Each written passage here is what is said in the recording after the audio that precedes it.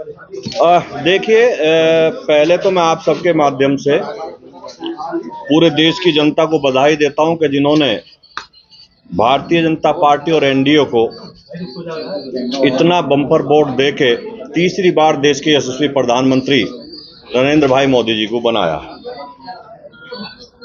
मैं आज आपको बुलाने का एक विषय था कि कल हमारे पूर्व सांसद जी ने एक प्रेस की है और उन्होंने प्रेस में एक आरोप लगाया है कि मुझे चुनाव संगीत सोम ने हरवाया है। मैं भारतीय जनता पार्टी का समर्पित कार्यकर्ता हूं। मैं भारतीय जनता पार्टी का वो कार्यकर्ता हूं कि जब उत्तर प्रदेश की सरकार ने आतंक मचाया हुआ था, समाजवादी पार्टी की सरकार ने, तब भी अपने उत्तर प्रदेश की जनता की बात हर फोरम पर उठाई। मेरे लोगों पर अखिलेश सरकार ने गोली चलवाई, मेरे लोगों ने गोली खाई, मेरे परिवार पे मुकदमे हुए, मुझ पे खुद आतंकवाद तक के मुकदमे अखिलेश सरकार ने लगाए। मुझे जेल में रखा गया, 700-800 किलोमीटर दूर मुझे जेल में ले जाया गया और उस जेल को खाली करा दिया गया जिससे मेरा मनोबल टूटे। मैं भारतीय जनता पार्टी का बिल्कुल समर्पित कार्यकर्ता हूं। चुनाव हराने और जिताने का विषय किसी के दिमाग में आता हो तो वो गलत है। चूंकि मैं भारतीय जनता पार्टी के लिए काम करता हूं, किसी कैंडिडेट के लिए काम नहीं करता, मैं कमल के फूल के लिए काम करता हूं। मेरी पार्टी ने मुझे जिम्मेदारी दी गई थी कि सरधना विधानसभा पार्टी की जीतनी चाहिए। इतनी विपरीत परिस्थितियों के बाद जब सरधना में कोई विकास ना हुआ हो, सरधना की जनता पे मुकदमे कराए गए हों, सरधना के लोगों को जेल भेजा गया हो, लेकिन उस विपरीत परिस्थिति के बाद भी भारतीय जनता पार्टी सरधना पे बराबर रही, हार कर नहीं गई। हारने का कारण माननीय मंत्री जी को खुद देखना चाहिए कि वो बुढ़ाना जैसी विधानसभा में क्यों हारे, वो चरथावल जैसी विधानसभा में क्यों हारे। हमारी वो विधानसभा है वे जिसमें वो कहते हैं कि मैंने विकास के नए आयाम रचे हैं। मुजफ्फरनगर विधानसभा हमारी ऐसी विधानसभा है भारतीय जनता पार्टी की जिस विधानसभा को विपरीत परिस्थितियों में भी भारतीय जनता पार्टी 30 से 40 हजार वोटों के मार्जिन से जीतती है, लेकिन इस बार उस विधानसभा को भी हम 800 वोटों से जीते। खतौली विधानसभा हमारी ऐसी विधानसभा है जिसे 30 से 40 हजार मार्जिन से पार्टी जीतती है, हम उसे भी शायद 2000 वोटों से जीते। हम मुजफ्फरनगर की जो माननीय बालियान जी की हमारे भाई हैं, जो उनकी घर की विधानसभा है चरथावल और बुढ़ाना, वे उन्हीं दो विधानसभाओं पे हारे। तो उन्हें चिंतन मनन ये करना चाहिए कि आखिर मैं घर की विधानसभाओं पे क्यों हारा। पार्टी के अगर वो समर्पित कार्यकर्ता हैं तो हम कार्यकर्ताओं का एक फोरम होता है, अगर किसी ने कोई गलती करी है, किसी की कोई शिकायत हमें एक दूसरे से है, तो हम अपनी पार्टी फोरम पे बात रखेंगे। पार्टी का हमारा प्रदेश नेतृत्व है, हमारा राष्ट्रीय नेतृत्व है, हम अपनी बात वहां रखेंगे, ना कि मीडिया के सामने रखेंगे। मुझे तो मीडिया के सामने इस बात के लिए आना पड़ा क्योंकि मुझ पर नाम लेकर आरोप लगाया गया। मैं भारतीय जनता पार्टी के अपने नेतृत्व से यही कहूंगा कि इस सारे विषय की जांच होनी चाहिए। मैं भी 2022 में चुनाव हारा था। कारण क्या है मैं कुछ नहीं कहूंगा, लेकिन मैंने पार्टी को अपनी बात बताई और पार्टी ने उसकी जांच की होगी या कर रही होगी। मैंने कभी भी मीडिया के सामने हार का ठीकरा किसी के सिर पर नहीं फोड़ा आके। मैं संजीव बालियान जी को भी यही सलाह देना चाहता हूं कि पार्टी के कार्यकर्ता के तरीके से आप अपनी बात रखिए, पार्टी फोरम पर रखिए, मीडिया के सामने मत रखिए, चूंकि हम घर की लड़ाई बाहर नहीं ले जा सकते। और मैं विपरीत परिस्थितियों में, मेरी पर्सनल नाराजगी होने के बावजूद, मैंने संजीव बालियान जी को सरधना पे चुनाव नहीं हारने दिया। मैंने इतनी मेहनत करी, कार्यकर्ता लगने के लिए तैयार नहीं थे।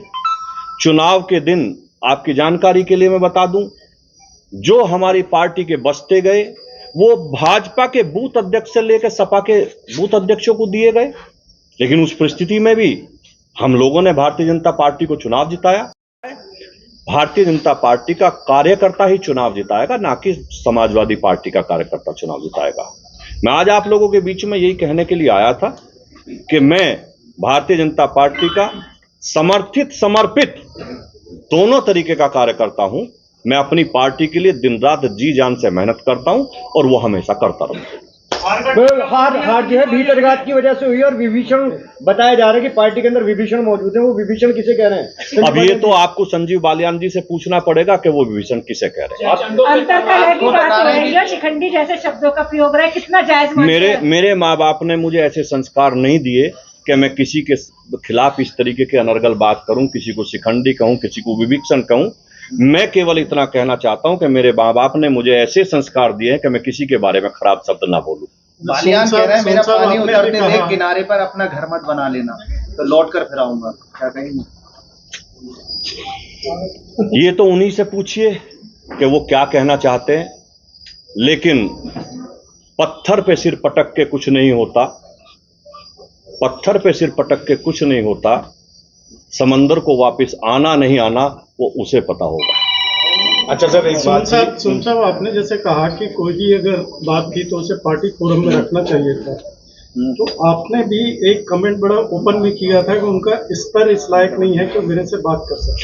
आपने मेरा वो बयान सुना होगा, शायद आपने ये बात नोट नहीं करी होगी कि मैंने वो बयान कब दिया था। उन्होंने 2 दिन पहले कहा था कि संगी सोम विनाश की राजनीति करते हैं। मैं कभी विनाश की राजनीति नहीं करता, मैं विकास की राजनीति करता हूं। और उसी का कारण है मैं हारने के बाद भी मैं 12 में जीता। जितनी वोट मिली उससे 1.5 गुना ज्यादा वोट मुझे उसके बाद मिली, 17 में मिली। और 17 में जितनी वोट मुझे मिली उससे 10,000 करीब वोट ज्यादा मुझे 22 में मिली। अगर मैं विनाश की राजनीति कर रहा होता तो लोगों का आशीर्वाद मुझे बढ़ता नहीं। वो अलग विषय है, हारना जीतना एक अलग विषय है, लेकिन मेरा वोटों का ग्राफ कभी नहीं गिरा है। 22 में क्यों हारा? आपके बूथ पे ही आधी वोट मिली है पिछली बार से, आपके बूथ। देखिए, मेरा बूथ पूरी सरधना विधानसभा है। आप एक बूथ की बात नहीं कर सकते। अगर ये बात आप करेंगे तो हमारी विधानसभा बुढ़ाना में एक सोरम गांव है, वो हमारा बहुत बड़ा गांव है। उसमें हमारे देश के बड़े बड़े लोग रहते हैं। और संजीव बालियान जी का वो बहुत एक ऐसा गांव है जो जिसे वो अपना घर मानते हैं। हमारे प्रदेश के अध्यक्ष जी भी वहां गए, बड़ी बड़ी सभा भी वहां हुई। उसके बावजूद भी हम सोरम गांव में हार के आए हैं। तो ये तो अलग विषय है, कौन कहां हारा है जीता है। मैं सरधना विधानसभा की बात कर सकता हूं कि सरधना विधानसभा में मैंने चुनाव नहीं हारा। बालियान जी आपकी सुरक्षा पर सवाल खड़े कर रहे हैं। जो नाराजगी थी वो भारी पड़ी है।